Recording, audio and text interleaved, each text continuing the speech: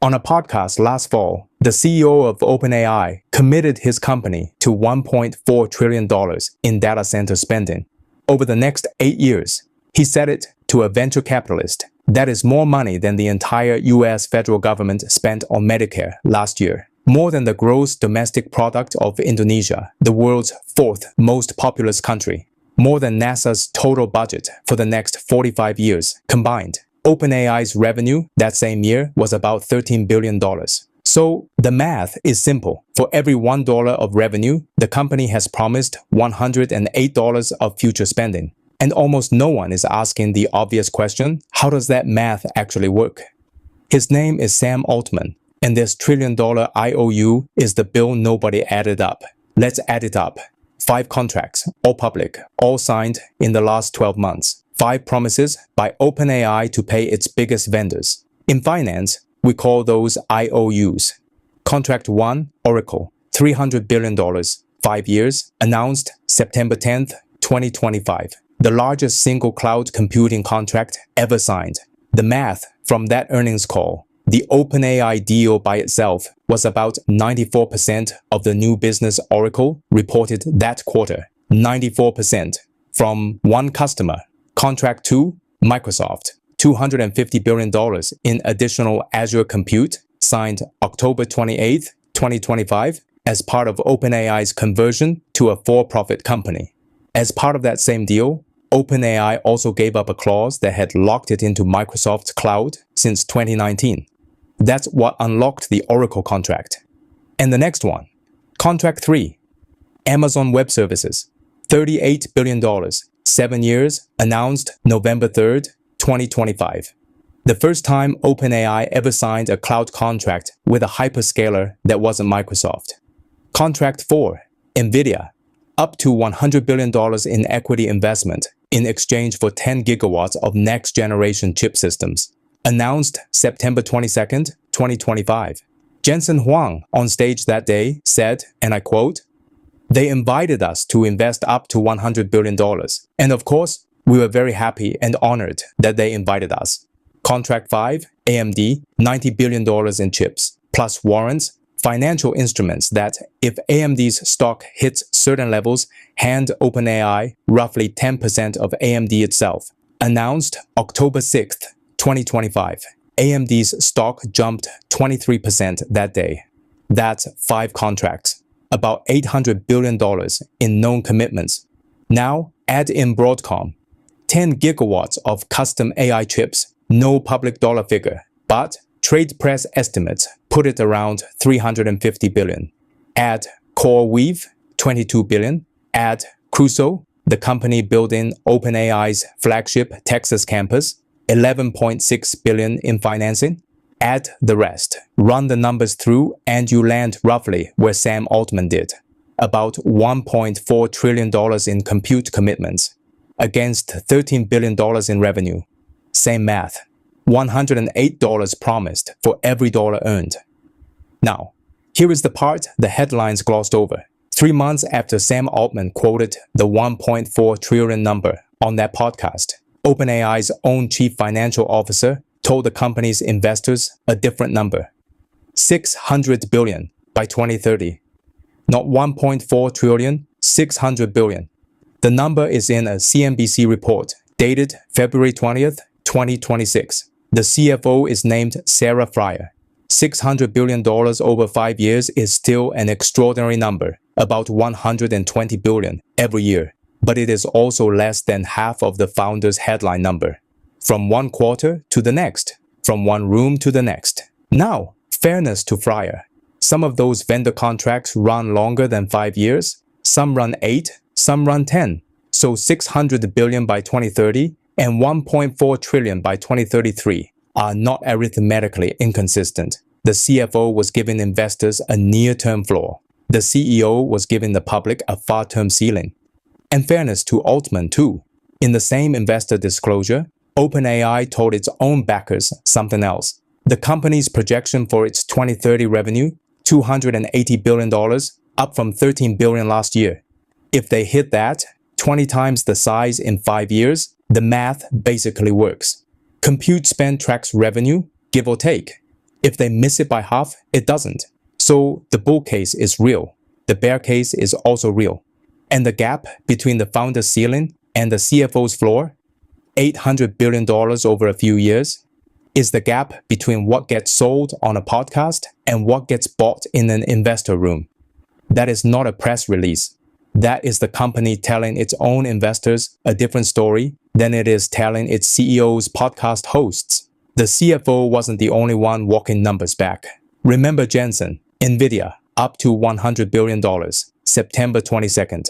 On February 1st, 2026, Jensen sat down with Bloomberg and said, quote, "It was never a commitment. It was an option," he said. They would invest, quote, "one step at a time."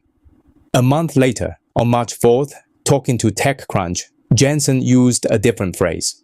"We are pulling back from equity stakes in OpenAI and Anthropic." So, between September 22nd and March 4th, the vendor in the largest equity announcement in the history of the chip industry went from honored to invest $100 billion to "we are pulling back." That is the headline announcement of vendor financing for an AI customer, repriced in real time by the vendor. On the record, there is a name for this in tech finance history: vendor financing. The supplier of an industrial input, the chips, the network gear, the cloud capacity, also lends or invests money in its own customer, so the customer can buy more of what the supplier sells. The cleanest example is Cisco in 1999 and 2000. We will get to that at the end. But here is what is different in 2026. The vendor financing isn't enough. The numbers are too big. There is a venture capital pool in the United States.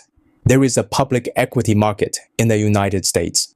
Put together, they cannot underwrite $1.4 trillion to a single customer that loses $10 billion a year. That is where the next set of cap table entries get interesting. In 2024, Anthropic, the second largest AI lab in the country, said publicly it would not accept Saudi investment. National security concerns, the founders told their bankers.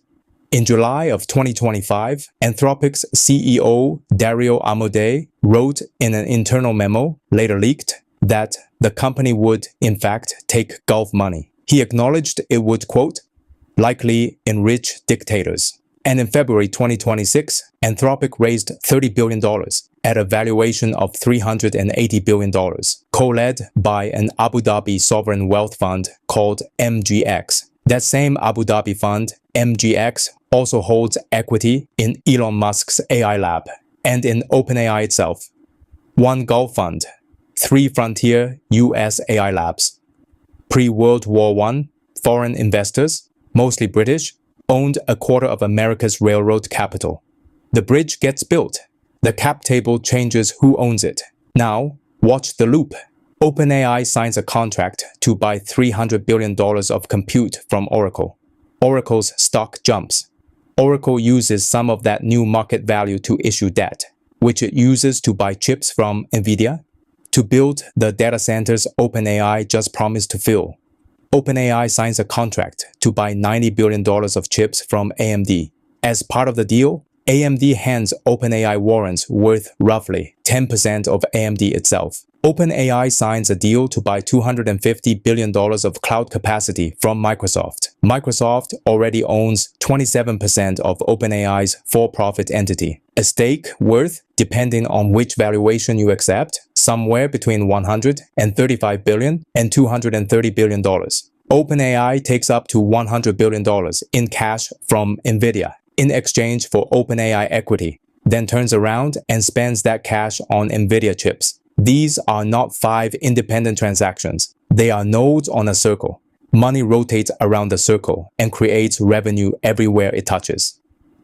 In the late 1990s, the last time something like this happened, earnings calls had a phrase for the pattern. They called it, quote, round-trip revenue. We are not saying it is the same thing. We are saying it has the same shape. So what is the closest historical comparison? In the year 2000, at the peak of the dot-com cycle, a networking company called Cisco was the most valuable company in the world. $555 billion in market value, shovel seller to the entire internet build-out. Cisco was extending about $2 billion in vendor financing to its own customers, about 10% of revenue, used by smaller telecom companies to buy more Cisco gear. The financing was treated as revenue at Cisco. The gear was treated as inventory at the customers. By the end of 2001, Cisco wrote off about $900 million of those customer loans as bad debt and took a separate $2.2 billion write-down on inventory it could no longer sell. The stock fell from $80 to $950, 88%. Not because Cisco's product didn't work. Cisco's product became the product of the internet for the next 20 years because Cisco had financed too many customers who could not pay. OpenAI is not Cisco. Cisco was profitable. That is what made the customer financing dangerous. OpenAI isn't profitable. That is what makes the vendor financing dangerous. Different mechanism, same shape. There is also a happier ending. In 1999, a satellite company called Iridium spent $5 billion putting 66 satellites in orbit, filed for bankruptcy a year later, was sold for $25 million. And the satellites, they are still up there because the Pentagon became the customer they have been waiting for. The bridge gets built, the cap table changes who owns it. Don't ask whether the data centers come online. Ask who's holding the IOUs when they do.